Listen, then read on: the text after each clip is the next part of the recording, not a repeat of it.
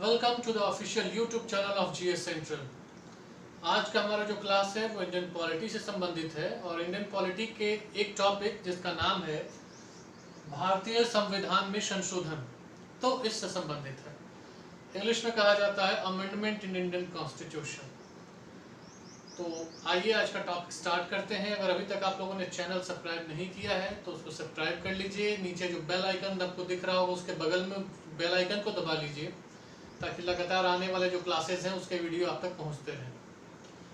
Class start करने से पहले एक बात मैं आप लोगों को बताना चाहता हूं और वो ये है कि जो टॉपिक आज हम लोग कर रहे हैं संविधान में संशोधन या अमेंडमेंट इन इंडियन कॉन्स्टिट्यूशन, अपने आप में एक बहुत ही महत्वपूर्ण टॉपिक है। महत्वपूर्ण इसलिए है क्योंकि सिविल सर्विसेज से लेकर के स्टेट पीसीएस हैं, चाहे वो आपका अगर आप झारखंड के रहने वाले हैं तो जेपीएससी, अगर आप बिहार के रहने वाले हैं तो BPSC, UP PCS, Chhattisgarh PCS या अन्य जो भी राज्यों की राज्य सिविल सेवा परीक्षाएं होती हैं उनमें भी इस टॉपिक से अगर पीटी की बात की जाए तो ऑब्जेक्टिव क्वेश्चंस और मेंस की बात की जाए तो सब्जेक्टिव क्वेश्चंस भी इस टॉपिक से आते हैं। इसके अलावा एसएससी और रेलवे में भी इस टॉपिक से हमेशा सवाल, एक आध सवाल पूछे जाते रहे हैं। सीपीओ, सीपीएफ, अन्य जो भी एग्जाम्स हैं उन सभी परीक्षाओं के लिए भारतीय संविधान में संशोधन नामक जो टॉपिक है इंडियन पॉलिटी का बहुत ही रेलेवेंट भी है और महत्वपूर्ण भी है। इस पूरे टॉपिक को अगर आप यहाँ देख रहे होंगे तो ये संविधान के पार्ट नंबर 20 का हिस्सा है, भाग 20 का हिस्सा होता है। भाग 20 में इसके लिए जो अनुच्छेद है, आर्टिकल है,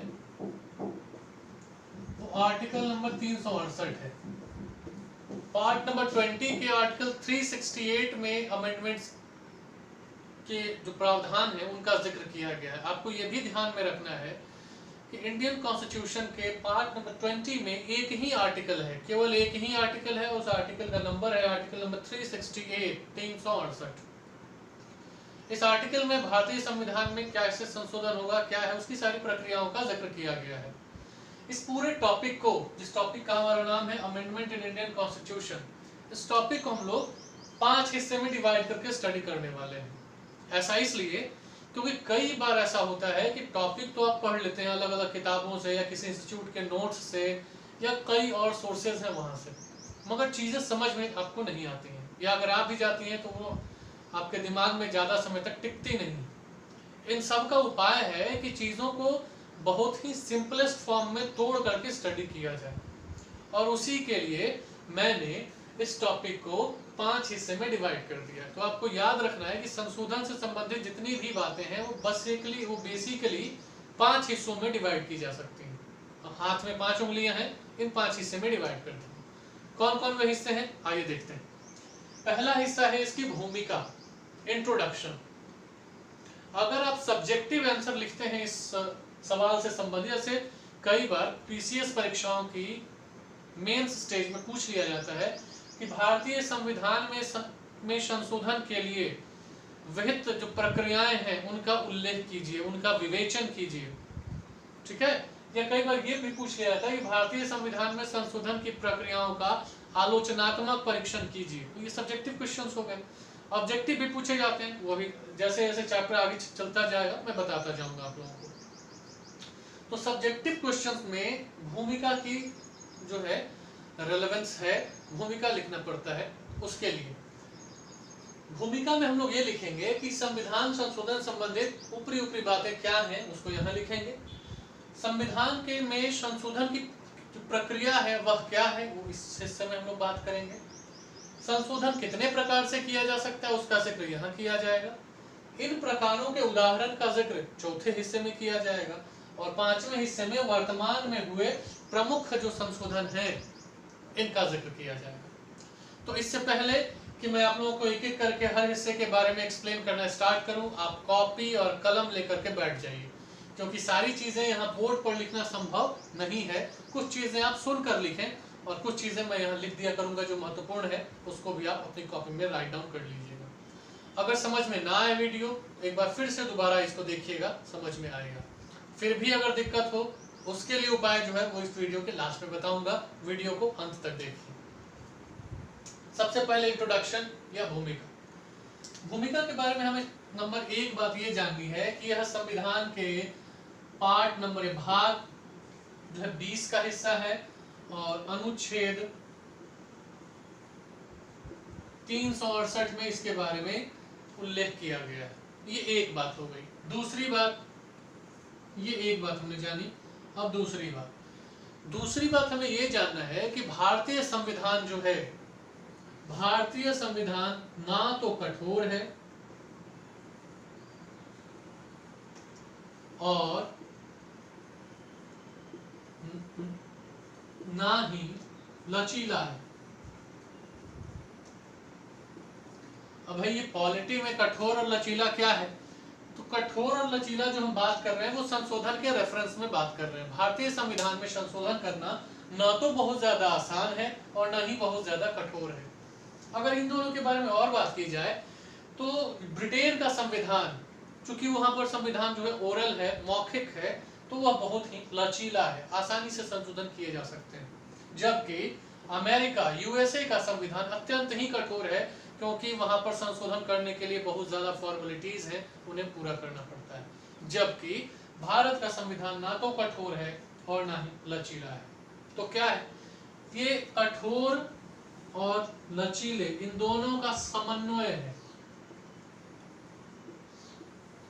तो अगर इसको वाक्य में लिखना हो तो हम ऐसे लिख देंगे कि भारत का संविधान न तो अत्यंत ही कठोर है और ना ही अत्यंत लचीला है, यह कठोरता और लचीलेपन का समन्वय है, जो परिस्थितियों के सापेक्ष अपना रूप परिवर्तित करता रहता है, परिस्थितियों के अनुसार वो बदलता रहता है।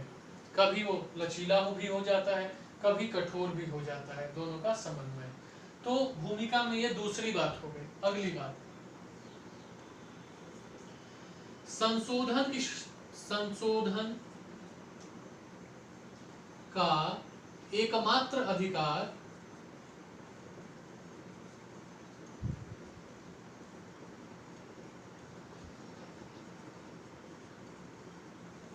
संसद को है। यह सवाल ऑब्जेक्टिव में भी कई बार पूछ लिया जाता है कि भारतीय संविधान में संशोधन का अधिकार किसे है? राज्य विधानमंडल को है, राष्ट्रपति को है, संसद को है, राज्य विधानसभा को है, राज्यपाल को है, किसे है? तो उसका जवाब है कि भारतीय संविधान में संशोधन का एकमात्र अधिकार केवल और केवल संसद को है, इंडियन पार्लियामेंट को है। तो ये तीन बातें हो गई। चौथी बात मैं यहां लिख रहा हूं।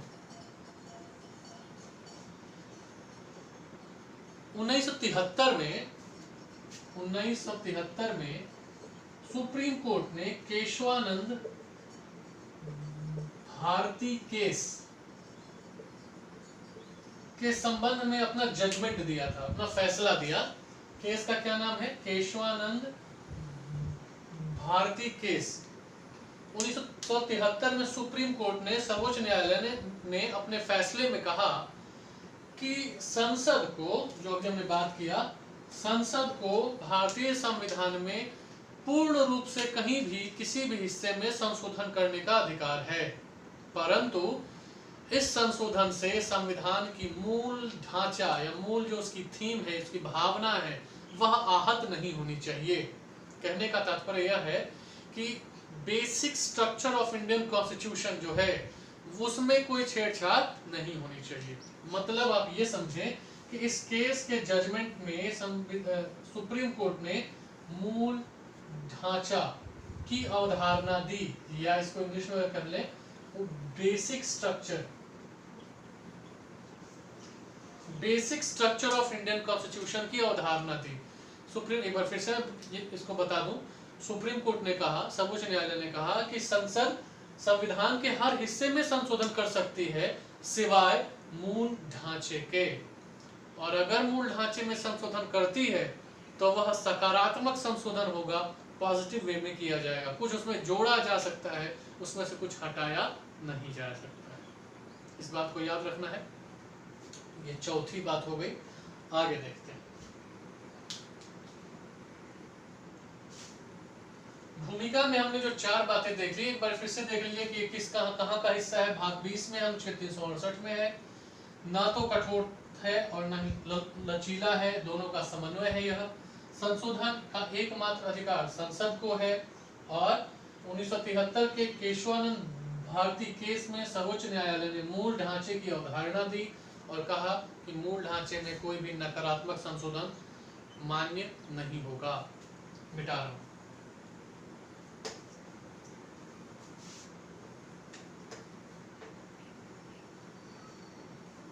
तो हमारा ये वाला जो हिस्सा है ये कंप्लीट हो गया। भूमिका के बारे में हमने जिक्र कर लिया। अब हम आगे आते हैं संशोधन की जो प्रक्रिया है इसके बारे में। संशोधन की प्रक्रिया काफी आसान है, कुछ विशेष इसमें है नहीं। क्या है इसको ध्यान से सुन लीजिए। संसद में जब भी किसी हिस्से में संशोधन होना होगा तो सबसे पहले इसके लिए एक विधेयक आएगा, संविधान संशोधन विधेयक। संसद के किसी भी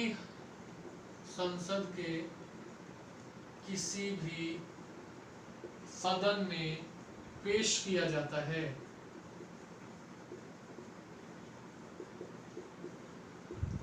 यह बहुत ही इंपॉर्टेंट बात है। संविधान संशोधन से संबंधित विधेयक जो है वो संसद के किसी भी सदन में पेश किया जा सकता है। अब दूसरी बात, संविधान संशोधन विधेयक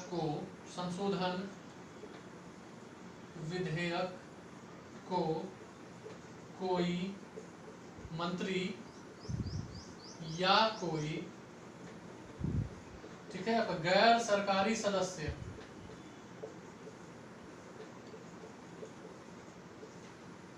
पेश कर सकता है।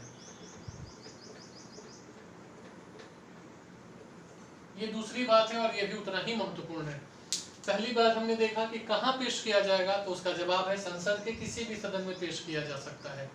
दूसरा है कौन पेश करेगा, तो या तो कोई मंत्री पेश कर सकता है या कोई आपका गैर सरकारी सदस्य पेश कर सकता है। जानने वाली बात यह है कि गैर सरकारी सदस्य कौन है। सॉरी, गैर सरकारी सदस्य कौन है। तो गैर सरकारी सदस्य का तात्पर्य है मंत्रियों के अलावा हाउस के अन्य सांसद जो हैं, मंत्री परिषद के अलावा हाउस के अन्य सांसद जो हैं वो गैर सरकारी सदस्य कहलाते हैं। मतलब गैर सरकारी सदस्य का मतलब है कोई आम सांसद, मंत्री को छोड़ के।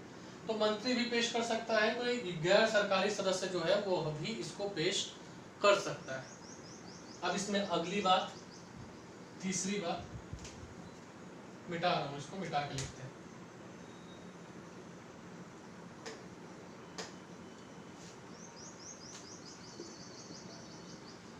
जब विधेयक मतलब संविधान संशोधन विधेयक संसद के किसी सदन में पेश हो जाएगा, पेश होने के बाद उस पर चर्चा होती है और चर्चा के बाद मतदान होता है, वोटिंग होती है।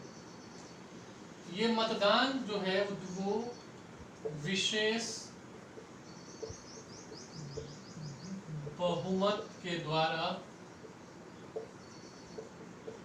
विधेयक को दोनों सदनों से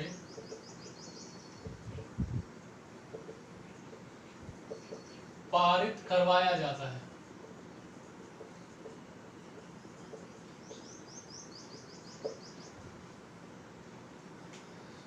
संविधान संशोधन विधेयक को दोनों सदनों से अलग अलग विशेष बहुमत के द्वारा पारित करवाना पड़ता है।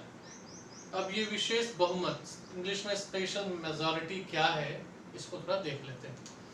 विशेष बहुमत का तात्पर्य है, इसमें दो बातें आ जाती हैं और दो बातें क्या क्या है। पहली बात है टोटल का 50% से एक ज्यादा, 50% प्लस 1, आधे से अधिक सदस्यों के का मेजॉरिटी होना चाहिए। टोटल सदस्य, टोटल स्ट्रेंथ जो है उसमें आधे से अधिक। और भी एक बात है, वह क्या है, जो लोग उपस्थित हैं उनका 2/3। ये दोनों बातें याद रखनी है।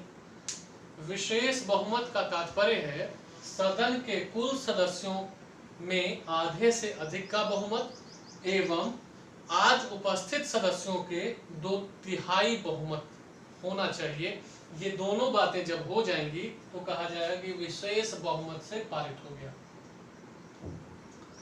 फिर से एक बार समझ लीजिए, विशेष बहुमत का तात्पर्य है कुल सदस्य संख्या के आधे से अधिक और उपस्थित सदस्यों के 2/3 बहुमत के द्वारा पारित करवाना पड़ता है। अगर विशेष बहुमत से विधेयक पारित हो जाता है एक सदन से, फिर वह दूसरे सदन में जाएगा, वहां भी चर्चा और मतदान इसी प्रकार से होगा, पारित करवाया जाएगा। और अगर यह विधेयक दोनों सदनों से पारित हो जाएगा तो फिर राष्ट्रपति के पास अग्रसारित कर दिया जाता है उनकी सहमति के लिए।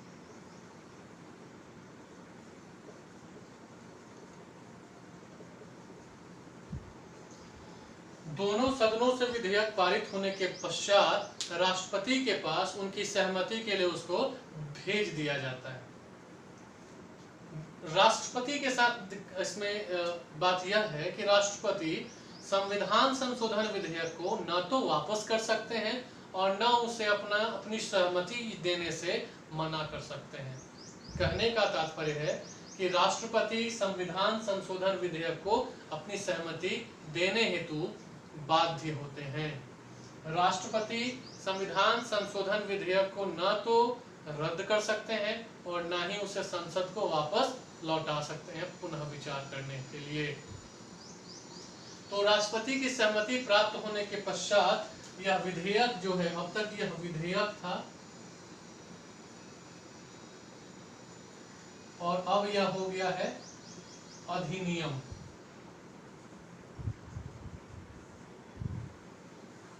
राष्ट्रपति की सहमति प्राप्त होने के बाद यह विधेयक अधिनियम बन जाता है। कहने का मतलब यह है, राउंड फिगर में अगर बात की जाए तो प्रक्रिया है वह 5 स्तरीय है। पहली बात क्या, संविधान संशोधन विधेयक संसद के किसी सदन में पेश किया जाएगा। कौन पेश करेगा, तो या तो कोई मंत्री पेश करेगा या कोई गैर सरकारी सदस्य पेश करेगा। पेश होने के बाद उस पर चर्चा और मतदान होगा। मतदान में विशेष बहुमत का ख्याल रखा जाता है। विशेष बहुमत के द्वारा विधेयक को पारित करवाना होता है दोनों सदनों से अलग अलग। विशेष बहुमत से पारित होने के बाद वह विधेयक राष्ट्रपति की अनुमति और सहमति के लिए उनके पास अग्रसारित कर दिया जाता है और उनकी सहमति मिलने के पश्चात वह विधेयक अधिनियम का रूप ले लेता है और उसका नाम हो जाता है संविधान संशोधन अधिनियम। तो ये जो हमने देखा ये है संशोधन की प्रक्रिया। आगे चलते हैं।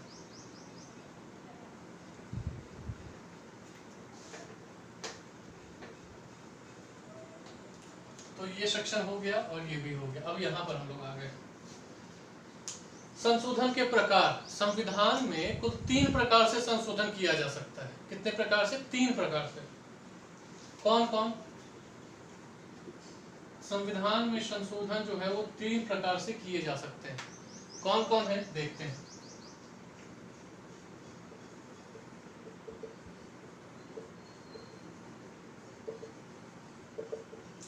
Number 1 is by simple majority.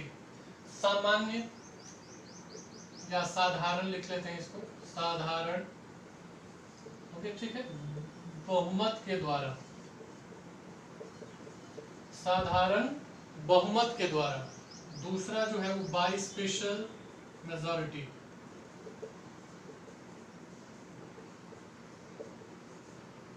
Hindi में लिख लेंगे विशेष, उसके बाद बहुमत के द्वारा।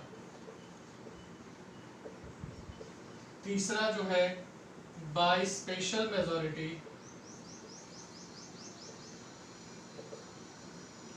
With the approval of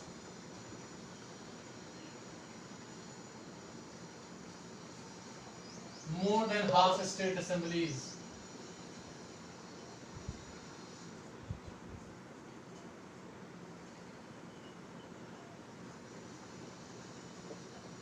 Hindi में लिख लेंगे विशेष बहुमत के साथ साथ आधे से अधिक राज्य विधानमंडलों की सहमति के द्वारा। फिर से कह दे रहा हूं, विशेष बहुमत के साथ साथ आधे से अधिक राज्यों के विधानमंडलों की सहमति के द्वारा। इन 3 प्रकार से संविधान में संशोधन किया जा सकता है। एक एक करके डिस्कस कर लेते हैं। सिंपल मेजॉरिटी क्या है? साधारण सी बात है कि अगर आधे से अधिक लोग संशोधन के पक्ष में है तो उसे कहा जाएगा कि बाई सिंपल मेजॉरिटी, दोनों सदनों में अलग अलग साधारण बहुमत से पारित करवाया जा सकता है। कई ऐसी बातें हैं जो साधारण बहुमत से पारित करवा दी जाती हैं, जैसे सांसदों के वेतन के संबंध में कोई मुद्दा है, किसी राज्य की सीमा निर्धारण से संबंधित बात है, किसी राज्य के नाम में परिवर्तन से कोई बात है, इस प्रकार की जो चीजें हैं वो सिंपल मेजॉरिटी के द्वारा करवाई जाती हैं। दूसरा है बाय स्पेशल मेजॉरिटी, विशेष बहुमत के द्वारा, जैसा कि अभी जस्ट हमने जिक्र किया था विशेष बहुमत का। विशेष बहुमत का तात्पर्य है कुल सदस्य संख्या के आधे से अधिक का बहुमत एवं उपस्थित सदस्यों के 2/3 बहुमत के द्वारा। कुल सदस्य संख्या का आधा से अधिक और जो आज उपस्थित है उनका 2/3 2/3 बहुमत होना चाहिए, उसे कहेंगे विशेष बहुमत। तो विशेष बहुमत से भी कई कार्य करवाए जाते हैं, उदाहरण में भी देखेंगे। और जो थर्ड है बाय सिंपल में विशेष बहुमत और आधे से अधिक राज्यों की विधानसभा से संबंधित है वो बात है। तो जो भी संघीय मामले हैं,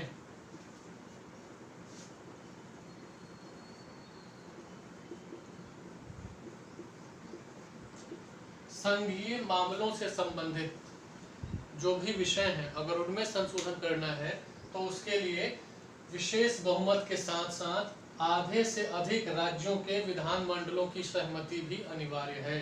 जैसे जीएसटी विधेयक जब लागू हुआ और इसके लिए संशोधन किया गया तो वह इस तीसरे जो प्रकार से है, इस प्रकार से उसमें संविधान में संशोधन किया गया था कि bye simple majority with the approval of more than half state assemblies. तो ये भी याद रखना है कि संविधान में संशोधन के कुल 3 प्रकार हैं। इनमें से एक बात और याद रखने वाली है, आर्टिकल 368 जो हमने भी यहाँ बात किया था, आर्टिकल 368 में बस ये 2 बातें ही लिखी गई हैं। अनुच्छेद 368 में सिर्फ इन 2 बातों का ही जिक्र किया गया है, यह अलग है इससे। साधारण बहुमत के द्वारा संशोधन करना 368 से अलग है, इसके बाहर की बात है। 368 अनुच्छेद जो है इसमें केवल स्पेशल मेजॉरिटी और special majority with the approval of more than half state assembly का ही जिक्र किया गया है। आगे बढ़ते हैं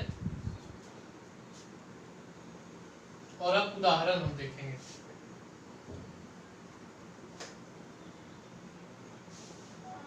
ये हिस्सा भी हो गया है कंप्लीट, उदाहरण में हम लोग आ गए हैं। उदाहरण में चलिए, उदाहरण के लिए बात ये है कि अगर सिंपल मेजॉरिटी की बात है तो कई चीजें ऐसी हैं जो सिंपल मेजॉरिटी के द्वारा की जाती हैं। जैसे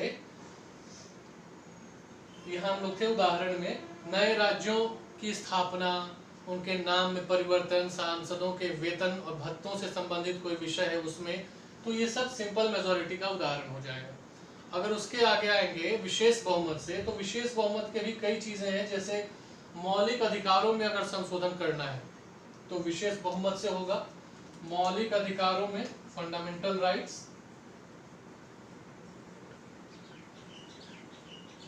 और डीपीएस के, राज्य के नीति निर्देशक सिद्धांत, इन दोनों में अगर संशोधन करना है तो वह स्पेशल मेजॉरिटी का उदाहरण होता है। ये विशेष बहुमत द्वारा ही इन 2 भागों में संशोधन किया जा सकता है। तीसरा जो भाग था जो संघीय मामलों से संबंधित है, जैसे राष्ट्रपति का चुनाव, उसमें राज्यों की भी अपनी भागीदारी होती है इलेक्टोरल कॉलेज में, या फिर जीएसटी का जो आपका मामला, टैक्सेशन का मामला है जिसमें राज्यों की सहभागिता है ना। तो इन सभी मामलों के लिए विशेष बहुमत के साथ साथ आपको आधे से अधिक राज्यों की सहमति भी अनिवार्य है। जैसा कि आप जानते हैं 7वीं अनुसूची जो है, 7th शेड्यूल, उसमें 3 लिस्ट्स या सूचियों का वर्णन है, संघ सूची, राज्य सूची और समवर्ती सूची। अगर इसमें भी संशोधन करना है तो राज्यों के हित का मामला हो जाता है, वह भी तीसरे प्रकार से संशोधित किया जाएगा। मतलब विशेष बहुमत के साथ साथ आधे से अधिक राज्यों की विधानसभाओं की सहमति भी संशोधन करने के लिए अनिवार्य होगी। इससे भी अगर आगे हम चले अगले हिस्से में और आखिरी पड़ाव पर, तो यहाँ पर वर्तमान में हुए प्रमुख संशोधन। अब तक भारतीय संविधान में कुल 104 बार संशोधन किए जा चुके हैं, ये याद रखें। अब तक मतलब 2020 तक, आज के क्लास तक जब तक हम लोग पढ़ रहे हैं तब तक भारतीय संविधान में कुल 104 संशोधन हो चुके हैं। उनमें से कई संशोधनों के बारे में परीक्षाओं में बराबर पूछा जाता रहा है। उनमें से भी जो महत्वपूर्ण और हालिया के संशोधन है, वर्तमान के संशोधन है, उनके बारे में आज हम लोग यहाँ चर्चा करेंगे। जैसे संविधान का 100वां संशोधन, संविधान का 100वां संशोधन, 100th amendment of Indian constitution. संविधान का 100वां संशोधन जो है ये वर्ष 2015 में हुआ और इसका नाम है LBA, संक्षेप में land border agreement with Bangladesh.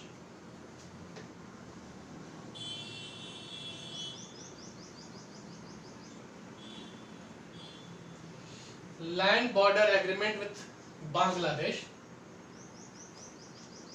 Bangladesh और भारत के बीच सीमा समझौता किया गया।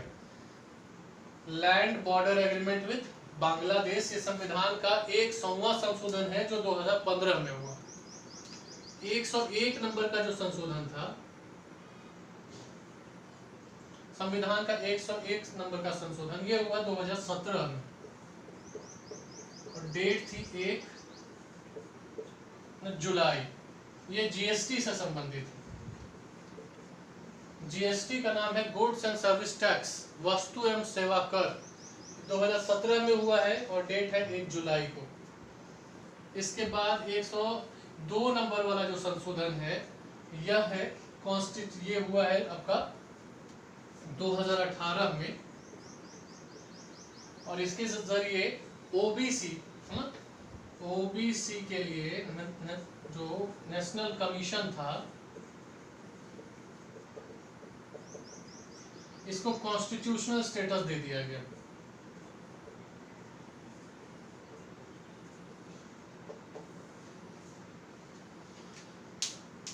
ओबीसी के लिए एक राष्ट्रीय आयोग जो था उसको संवैधानिक दर्जा दे दिया गया, संविधान का हिस्सा बना दिया गया।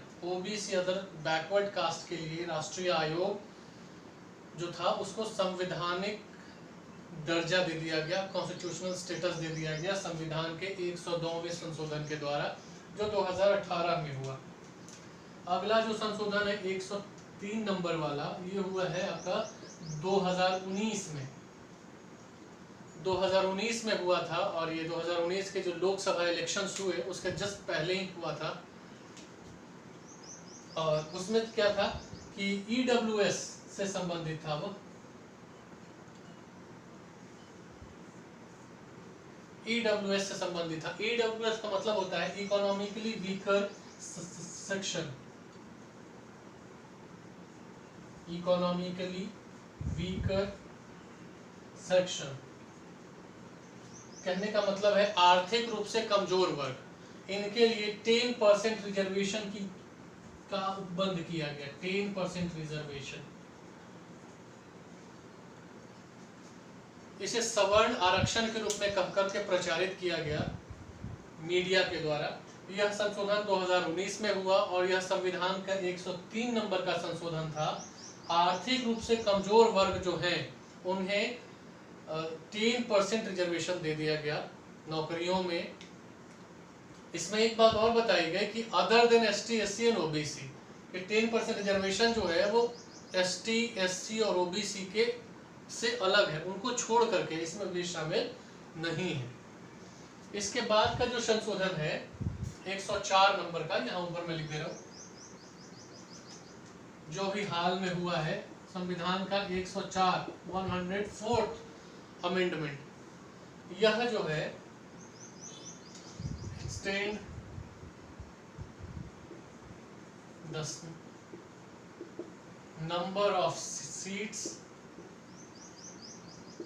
For SC ST in Lok Sabha and state assemblies।